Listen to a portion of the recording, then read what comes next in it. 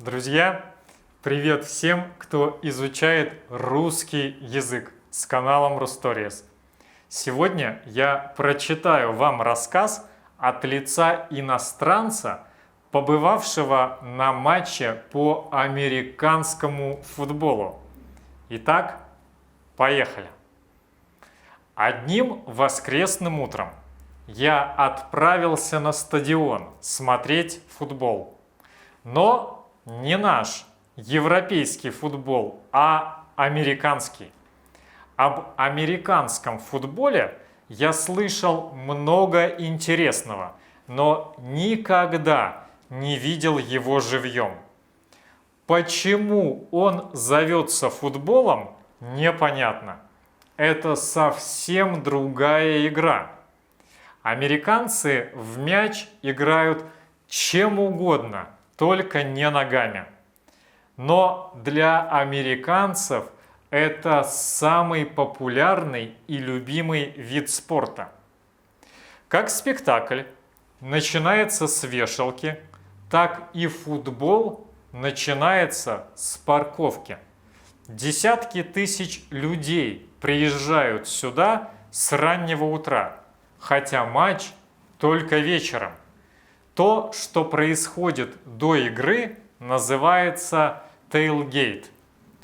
Tailgate – это задний откидной борт пикапа. По славной традиции люди устраивают пикник возле своих машин. Откидывают эти самые борта, достают мангал, мясо, пиво и начинается веселье. Сначала все тусуются небольшими компаниями, кто с кем приехал. Но потом, по мере повышения градуса и заполнения паркинга, вечеринка становится всеобщей. Люди знакомятся, общаются. Никто не приезжает на матч только ради самой игры.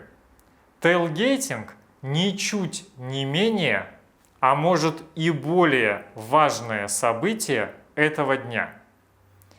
Индустрия отдыха на свежем воздухе здесь развита очень хорошо. Есть множество моделей мангалов. Открытый огонь и угли использовать не нужно. Как правило, мангалы работают на газе из небольших баллонов. Безопасно, удобно и многоразово. В среднем такая штука стоит от 70 до $200. К приготовлению пищи подходят серьезно. Берут с собой множество соусов и специй. Фанатская атрибутика тоже не знает границ. Футболки игроков, шапки, кепки, даже специальные чехлы для пива, чтобы оно оставалось холодным. Все покрыто брендами любимой команды. А вот так популярные в европейском футболе командные шарфы здесь совсем не пользуются спросом, хотя они тоже есть в магазинах. Люди едут сюда с семьями, с друзьями, иногда целые офисы выезжают на футбол. Конечно же, все с удовольствием фотографируются и позируют. Да, футбол – это болезнь. Но если это болезнь, то та, которая делает людей счастливыми. При входе досмотр, он обязателен. Нужно вытащить все из карманов и держать в руках, а стюард просветит тебя ручным сканером. Запрещено проносить жидкости в стекле, оружие. Такие правила, наверное, единые для всех стран. Сегодня игра плей-офф на выбывание. Представлены команды двух Вашингтонов. Вашингтон Redskins, столичная команда, против Seattle Seahawks из штата Вашингтон с другого конца страны. И вот оно, поле стадиона FedEx Field. Только издалека оно кажется похожим на европейское поле. На самом же деле ничего общего. Игровая зона, та, что разлинована, составляет 100 метров. Линии начерчены не просто так. В них и кроется вся суть этой игры. Если в обычном футболе главное забить мяч в ворота, то здесь это вовсе не обязательно, хотя ворота и есть. Главное здесь набрать больше очков, и за попадание в ворота дают вовсе не максимальное их количество.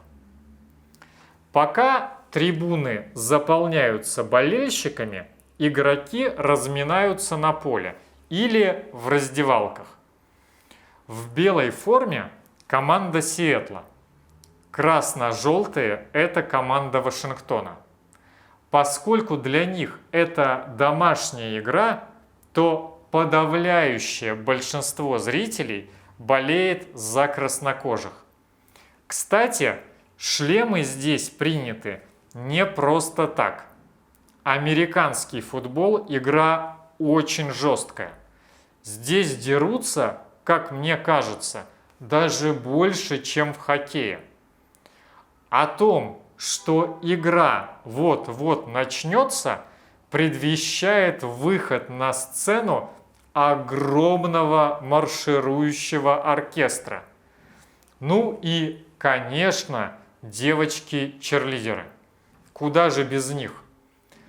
Но как бы ни любили зрители черлидеров, футболистов они любят больше. Сокрушительные овации при выходе любимой команды на сцену.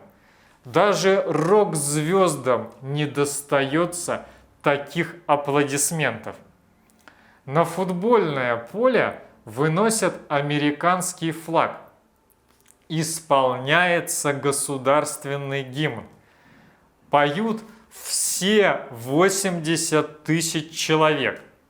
Все, кроме меня. Я просто слов не знаю. Но и это еще не вся часть представления. Над стадионом пролетает пилотажная группа американских ВВС. Зрители в восторге. За истребителями следует большой самолет. Пролетает не так быстро, а вальяжно, со всей значимостью. Фанаты рукоплещут. Зрелище началось. Кстати, пускать самолеты над полем – это тоже традиция. Военные тоже любят футбол и таким образом выражают свою поддержку. Ах, да, немаловажная деталь. На футбольном поле дежурило всего 2 полицейских. Возможно, где-то был спрятан резерв, но на самом поле было ровно 2 офицера по разные стороны трибун. Вот вам для примера фотография, как охраняют футбол в России. Если совсем упростить рассказ о правилах, он сводится к тому, чтобы донести мяч до стороны противника, либо внести его в зачетную зону у края поля. Это называется тачдаун, либо закинуть в ворота. Причем за тачдаун дают больше очков, чем за гол в ворота. Но занести мяч очень непросто. Противник не дремлет. Перед каждым раундом игры обе команды выстраиваются друг напротив друга. У одной мяч, а задача другой не просто не пустить на свою территорию, но и желательно мячик отобрать и самому добежать с ним до тачдауна. Так что главное в футболе быстро бегать. Намного быстрее, чем в сокере. Так американцы называют привычный нам футбол. Уметь драться тоже важный навык для футболиста. Во время драк на трибунах кричат, топают ногами, свистят. Но никто не кидается друг в друга или в поле бутылками или креслами. Может, у меня стереотип, но американские фанаты показались мне совершенно беззлобными. Никакой агрессии к окружающим. Я видел и болельщиков другой команды. Их было мало, но никто их не бил и не задирал. Многие семьи и вовсе болеют за разные команды, но приходили все вместе. Последние минуты матча. Напряженная обстановка. Все затаили дыхание. На эти несколько минут на трибунах была практически тишина. И команда Redskins, хозяева поля и надежда миллионов, они проиграли. Сначала они вели в счете, но под конец сделали несколько ошибок, и Seattle Seahawks набрали больше очков. По полю раздался вздох отчаяния. Я инстинктивно пригнул голову, полагая, что сейчас вокруг начнут летать стулья, бутылки и прочее. Но нет. Люди поднялись и пошли к выходу. Пока я шел до машины, я видел много расстроенных, но при этом совсем не агрессивных людей. Кто-то, наоборот, пошел на поле поддержать проигравшую команду. Все было удивительно спокойно. Шоу закончилось.